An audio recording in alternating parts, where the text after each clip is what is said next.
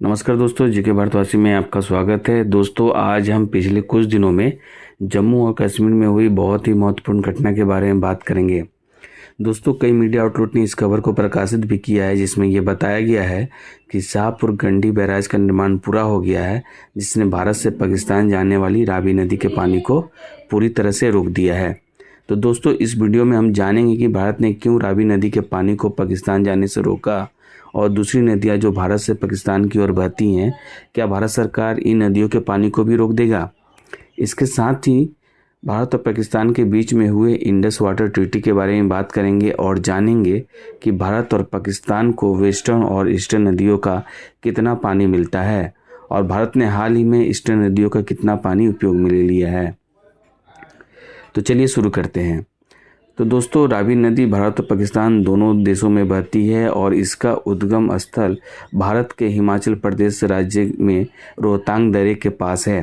हिमाचल प्रदेश, जम्मू कश्मीर और पंजाब से होकर ये नदी पाकिस्तान में प्रवेश करती है और शाहपुर कंडी बैराज पंजाब और जम्मू कश्मीर की सीमा पे रावी नदी पे बना है। इसके पूरा होने से जम्मू कश्मीर को 1150 क्यूसेक पानी का फ़ायदा होगा, जो पहले पाकिस्तान को चला जाता था। इस पानी का इस्तेमाल कठुआ और सांबा जिलों में 32,000 हेक्टेयर खेती की ज़मीन की सिंचाई के लिए किया जाएगा। तो दोस्तों, शाहपुर कंडी बैराज सिर्फ सिंचाई ही नहीं बल्कि बिजली बनाने में मदद करेगा। इस प्रोजेक्ट से जम्मू कश्मीर को 20% बिजली मिलेगी। दोस्तों, हो सकता है आपके मन में ये विचार आया कि ये जो प्रोजेक्ट है, इस प्रोजेक्ट की शुरुआत प्रधानमंत्री नरेंद्र मोदी ने किया हो, लेकिन दोस्तों ये प्रोजेक्ट पिछले 45 सालों से ज़्यादा समय से चुनौतियों का सामना कर रहा था और साल 1979 में पंजाब और जम्मू कश्मीर की सरकारों ने पाकिस्तान को ये पानी रोकने के लिए रंजीत सागर बांध और शाहपुर कंडी बैराज बनाने के लिए एक समझौते पर हस्ताक्षर किए थे। और साल 1982 में पूर्व प्रधानमंत्री इंदिरा गांधी ने इस परियोजना की नींव रखी थी और रंजीत सागर बांध का निर्माण 2001 में पूरा हो गया था, लेकिन जो शाहपुर कंडी बैराज है वो नहीं बन सका था और रावी नदी का पानी पाकिस्तान में बहता रहा। हालांकि इस प्रोजेक्ट की बहुत सारी समस्याओं का सामना करना पड़ा था, लेकिन अभी हमारे प्रधानमंत्री नरेंद्र मोदी ने इसे बहुत अहमियत दी और तब जाकर यह प्रोजेक्ट पूरा हुआ। तो दोस्तों, चलिए अब जानते हैं सिंधु जल संधि क्या है, लेकिन उससे पहले चलिए मैप में देख लेते हैं कि सिंधु जल संधि से जुड़ी नदी कौन कौन है।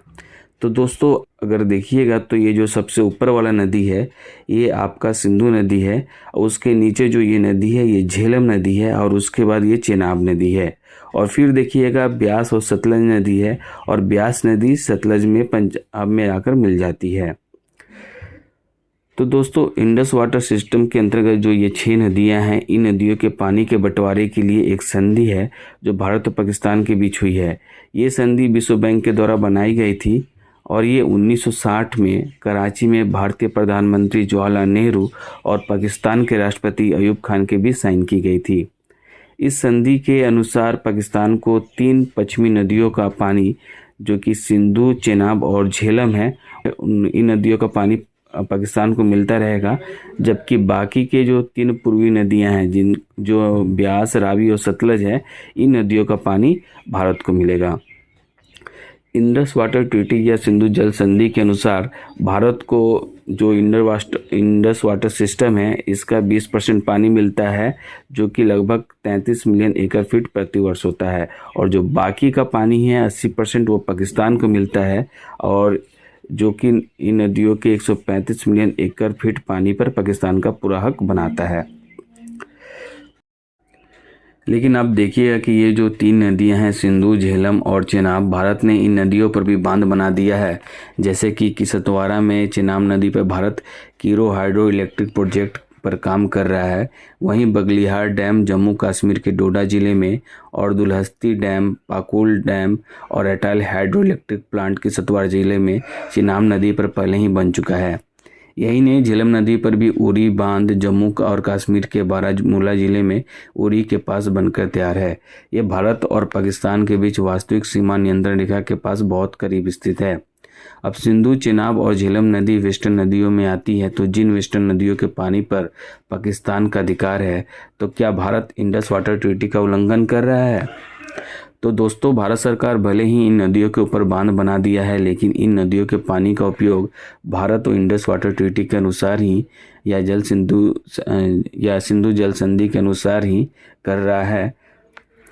इंडस वाटर ट्रीटी के अनुसार आप इन नदियों के पानी का उपयोग ड्रिंकिंग और नॉन कंजम्पटिव यूज के लिए कर सकते हैं।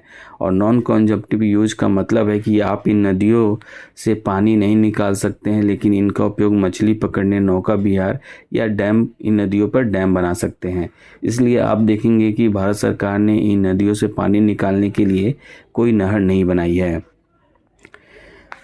वहीं इस संधि के अनुसार भारत पूर्वी नदियों के सारे पानी का इस्तेमाल कर सकता है। इसका मतलब है कि भारत को इन नदियों के पानी पे पूरा अधिकार है। इसलिए भारत ने पूर्वी नदियों के पानी का उपयोग करने के लिए कई बांध का निर्माण किया है। इसमें सतलज पर भाखड़ा बांध, ब्यास पर पोंग और पंडोह बांध और रावी पर रंजीत सागर बांध शामिल है। भारत सरकार ने ब्यास सतलज लिंक इंदिरा गांधी नहर परियोजना बना रखी है और इन्हीं नहरों जैसी योजनाओं से भारत पूर्वी नदियों के पानी का लगभग 95% इस्तेमाल करता है। तो चलिए कुछ मुख्य नहरों के बारे में बात कर लेते हैं।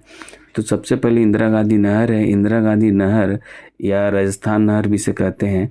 यह भारत की सबसे लंबी और महत्वपूर्ण सिंचाई नहर है, जो राजस्थान के मरुस्थलीय क्षेत्र को पंजाब के सतलज और ब्यास नदियों के जल से सिंचित करती है।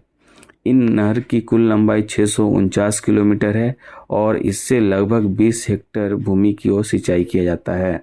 इसी नहर को राजस्थान की जीवन रेखा या मरुगंगा भी कहा जाता है। दूसरा है सतलज यमुना लिंक नहर। यह भारत में एक प्रस्तावित 214 किलोमीटर लंबी नहर है, जो सतलज और यमुना नदियों को जोड़ने के लिए बनाई गई है।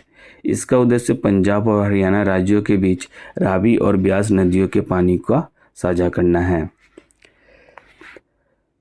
अगला है ब्यास सतलज लिंक नहर।